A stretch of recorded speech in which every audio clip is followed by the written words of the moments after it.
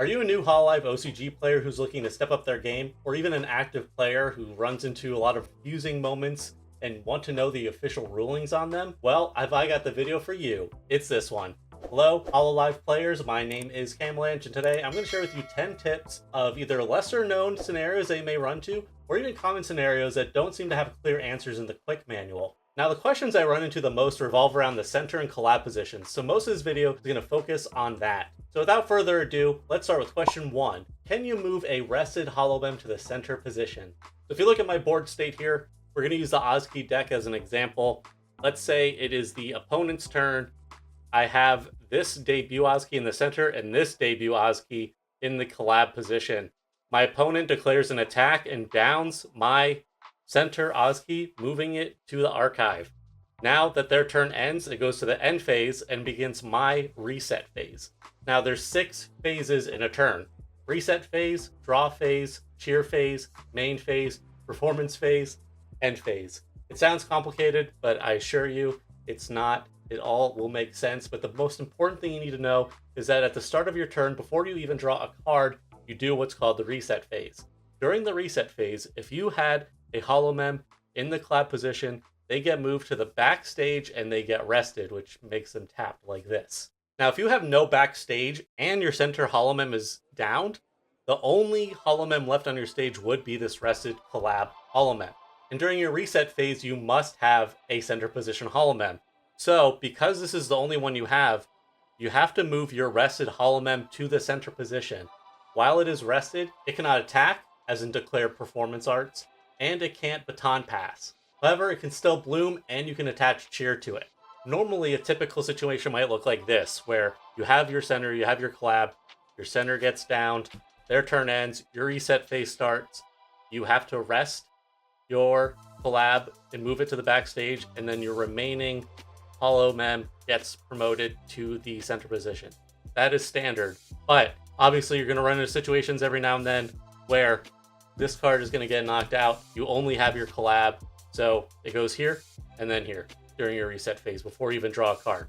That is the short answer.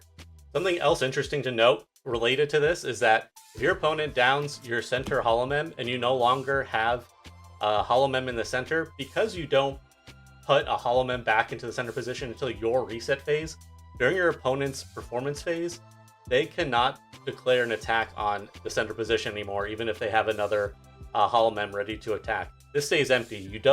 You wouldn't promote anything from your backstage to the center during that phase. So once they get that down, you can only attack the remaining holomem, which would be the collab. Or in this case, let's just say if there were only one holomem on the backstage and both of your center and collab are empty, then they can only declare that one attack that downed the previous holomem, and now their performance phase ends. And remember, if your board looks like this before you draw a card, that means you lost. If there's no holomem left on your stage, the game is over. That is a win condition for this game. Question 2. Can you use So That Makes You My Enemy on a rested holomem? Now, this is a very popular card that you're going to see in a lot of decks. It's a staple. It looks like this. Here you go. The effect of it reads, swap your opponent's center holomem with one back holomem. So the question again is, can you use this on a rested holomem?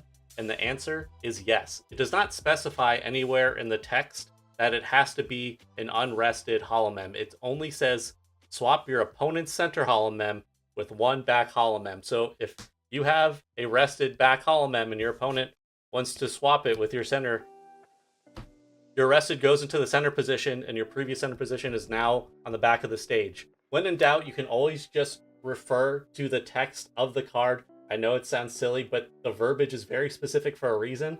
So unless it says except rested holomem or something of those lines, it's safe to assume that you can make this play with any card that has similar text. Now the next question also pertains to the same card. Question number 3. If the opponent doesn't have a center, can I use So That Makes You My Enemy to move one of their holomem from the backstage to the center? Short answer, no. Why? So let's say this is the board state. My opponent downed my center holomem. I have no one in the center position now, and they want to play So That Makes You My Enemy.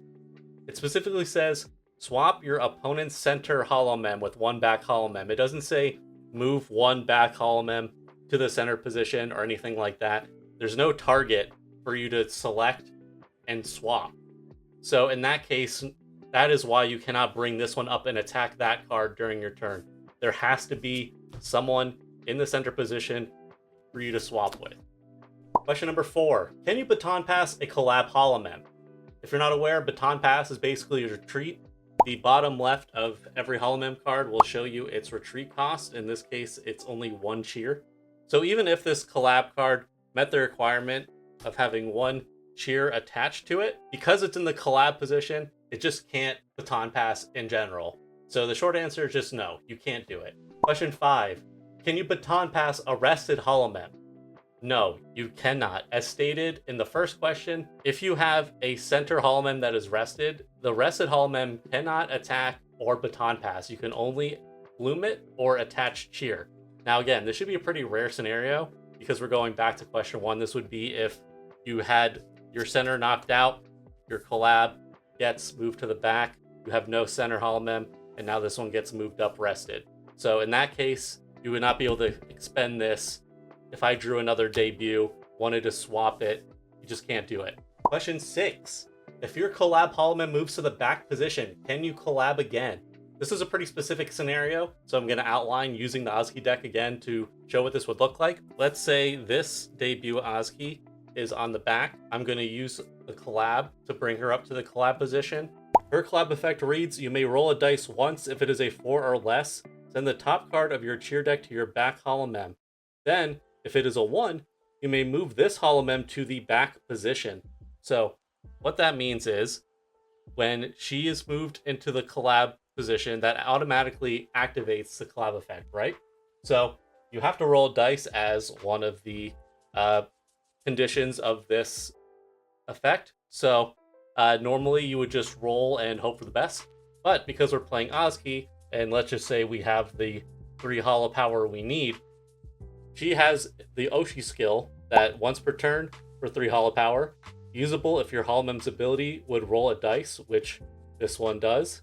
Declare one of the face numbers of the dice, then regard the next result as the declared number. So really all that means is whatever you roll on your die, you just declare beforehand what the result is. So no matter what you roll, it's just the number. So in this case, we need a 1 for the hOCG effect. So just for fun, we're going to roll and see what we get. Wow, would you look at that? It's a 1. Perfect. Exactly what we were looking for. So that means the other part of her effect is activated, which moves her to the back position. This leaves your Collab position open now, but you can only Collab once per turn. So even though that spot has been freed, you can't Collab again. Now it might seem confusing, but this is to prevent crazy loops, right? You can't just be constantly getting this effect and bringing it back if you're insanely lucky. So that limits it. Also, the advantage of moving her to the back position after using her Collab effect, she only has 60 HP. So if you don't bloom her during that turn, she's very vulnerable to attack as she's not very tanky and could get knocked out. So this is a great way to get the benefits of this effect while keeping her safe. Question 7. Can you Collab a holomem then bloom the same holomem to get both effects? Answer, yes. So sequencing does matter in this case.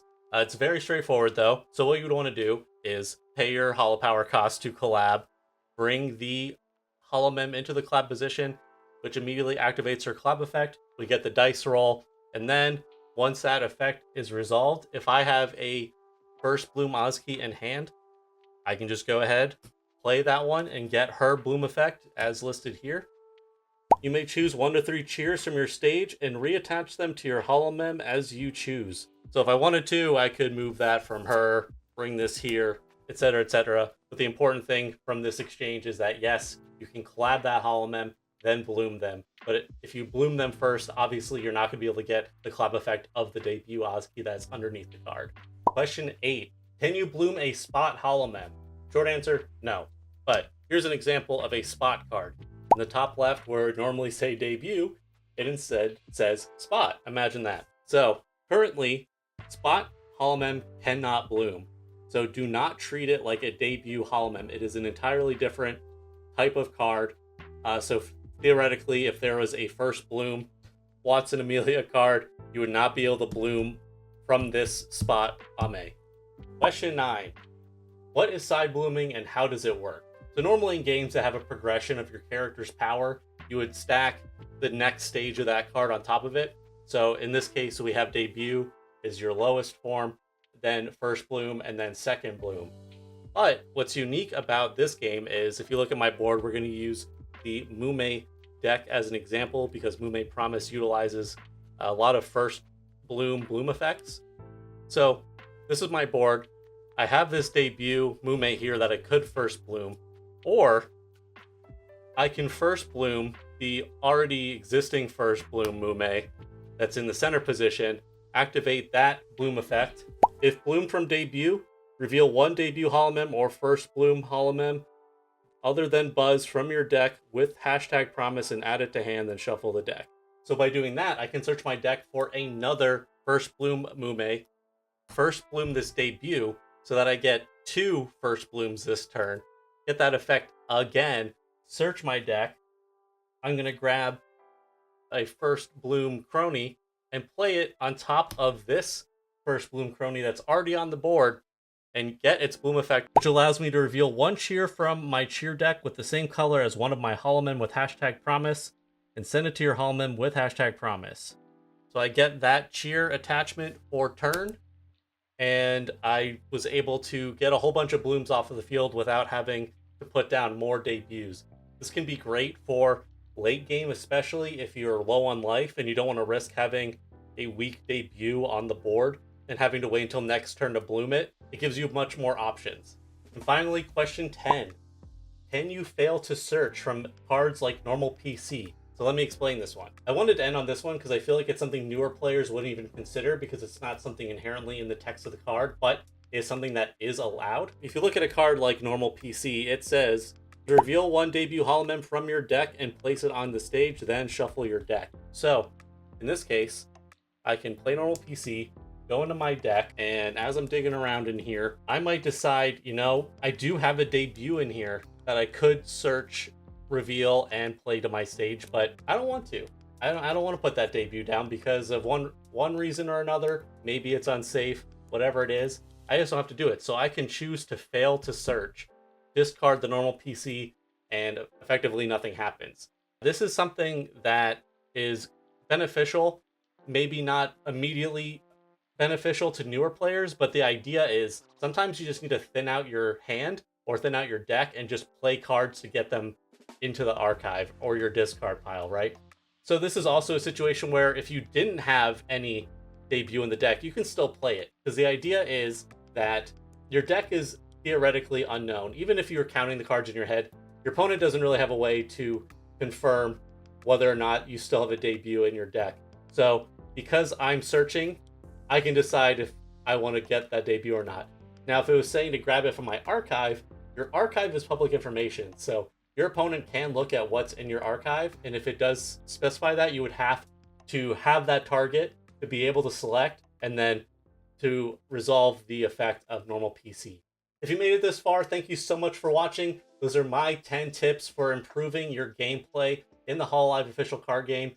If I helped you with anything, leave a like. If I didn't help you with anything, like it anyway. If you still have questions, leave them in the comment section down below. Whether you think they're basic questions or very specific scenarios, I want to hear all of your questions. I'll do a follow-up video where I pull some of your questions and answer them in the video. So please drop those comments, give this video a thumbs up, hit that subscribe button, ring the bell, all that fun stuff. It helps my channel grow. I love hololive and VTubers and card games. So I want to keep making fun content like this for all of you, and let's learn the card game together because it's a lot of fun. So thank you so much for watching, and I will see you next time. Bye. Hi, Cameron.